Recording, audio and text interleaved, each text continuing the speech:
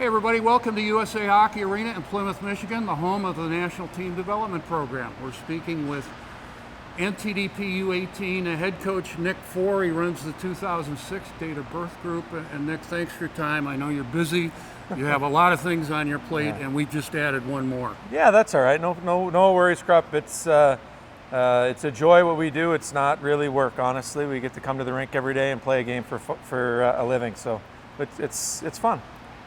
I asked you just before we went on air, how do you like your team? And we will laugh because you said they probably hate you or you hate them. But how do you like your team so far? You know what? They're awesome. They're a good group. We've had our bumps in the road, as a lot of 18 teams do. I think just from being here for the years that I've been here now, you start to get a sense for how it goes, right? And just the normal ebbs and flows of the season. And I think a lot of 18 teams have their struggles early. I think they feel that they're so much stronger and faster from all the training that they did the first year and more prepared for the year, that sometimes they think it's going to be a little bit easier than it is. It's not always as easy as they think it is. And they have to learn that lesson the hard way a couple times, usually before it clicks in. And so we've had a couple bumpy games, but they've responded.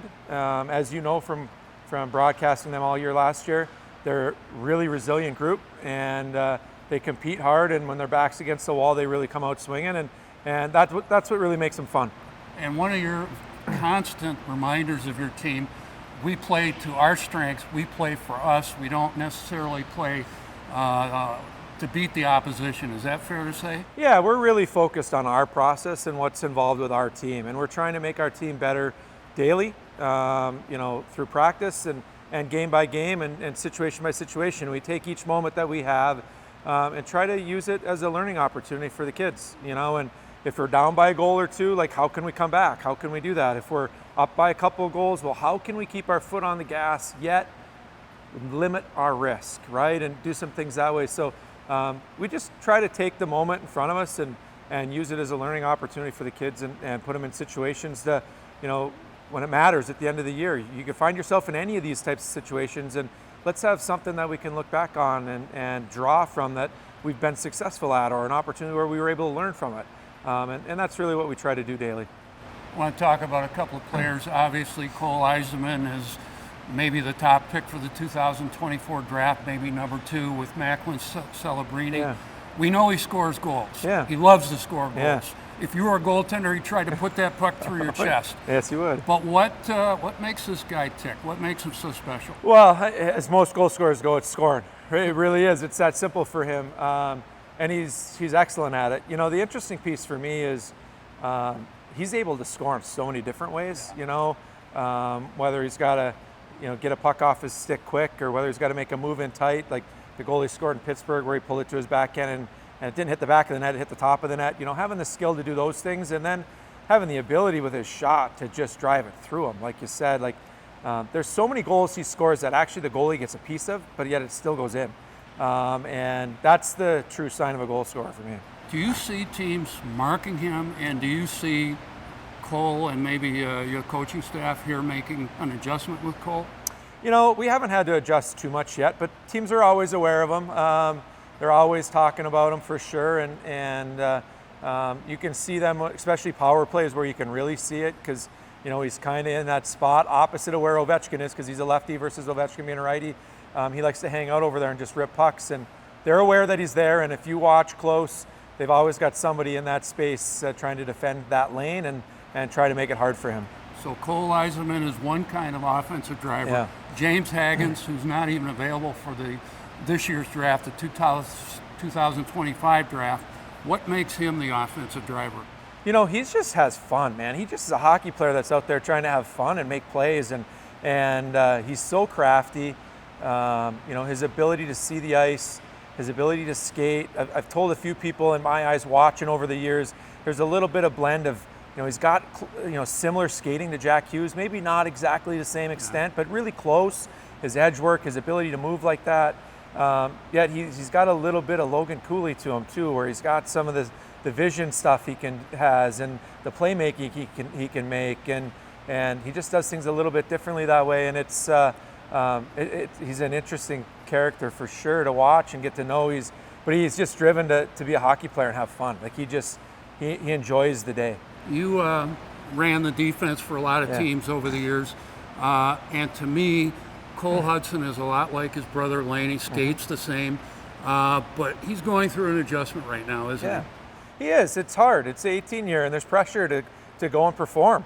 And it's his draft year, and he wants to do well, and he's trying to do well. And as soon as he stops trying to do well, he'll do better because he's so natural, right? If he just allows himself to allow his natural ability to come out, he's going to take some steps really quickly with his game. You'll see him pointing more than he is currently, but that's part of the learning process. Like I said, our team's had a couple bumps in the road. He's had a couple bumps in the road, but that's okay. I'm not worried about Cole Hutson at all. He's going to be fine. He's such a natural player, and he's naturally he's very natural competitive too, right? And when that all comes together, it turns into something. A couple of other defensemen I like in terms of getting better, especially from last year to this year. E.J. Emery and Logan Hensler. What do you like about them? They're both doing great. E.J. reminds me every day of Keandre Miller, talking back of the defensemen that I've had here in the past, and there's such a similarity there for me from having Keandre for that. Well, I only had really Keandre the 1 year, but being around Keandre for a year and seeing him develop, E.J. does a lot of similar things. He's tall, he's long, he skates so well, he's on top of you, he defends hard, he's got a little edge to him. So he's really made a step in the last 6 months to a year, and he's doing a great job. And Logan has really taken off. When you talk about Logan Hensler, he had some bumps in the road last year midseason. He had a weekend where things went a little sideways, and he had a couple bad turnovers, and he was in the office the next week in not great spirits. And we went through that process with him and taught him through that, and he learned quickly that, hey, it wasn't just my mistake. There was like 5 other mistakes out there that happened. And as soon as he came to grips with that, his game's just taken off. And it hasn't stopped. And you've seen him so far this year. He's continuing to elevate. He's involved offensively. He's doing a really, really good job for us. I know your players get fired up about playing the colleges. As a coach, do you get fired up playing the colleges? I do. It's a fun game. It's a different game. The USHL, there's maybe in certain cases there's more talent on the ice, honestly. It's younger talent, less experienced talent, but in lots of cases there's more talent. There's only 16 Tier 1 teams in the U.S., right? But there's 60 college teams. So you start to combine all that talent together in shorter windows. But the college games, it's more predictable. So we get to see a predictable game where the college teams they have more structure, they don't make as many mistakes. So it's a little bit more like the NHL style. You're starting to transition to see what real hockey is about, where, hey, this team's going to be in a 1-2-2 and they're going to do it every time they get out there, right? Like they're not going to detour. It's going to be this way over and over again. And to have the guys to be able to pre-scout and show the guys this is what it's going to be like, and then go out and experience it and learn what it takes to get through those things and battle through, this D zone or that D zone and what you need to do to make this work or that work. They learn that through it because it's consistent and they're going to see it over and over again. Last thing for me, you're now a head coach. You've been here as a head coach for a couple of years. What kind of adjustments have you had to make besides the media stuff? And I see you in your office with the door closed and the phone all the time. Oh, yeah.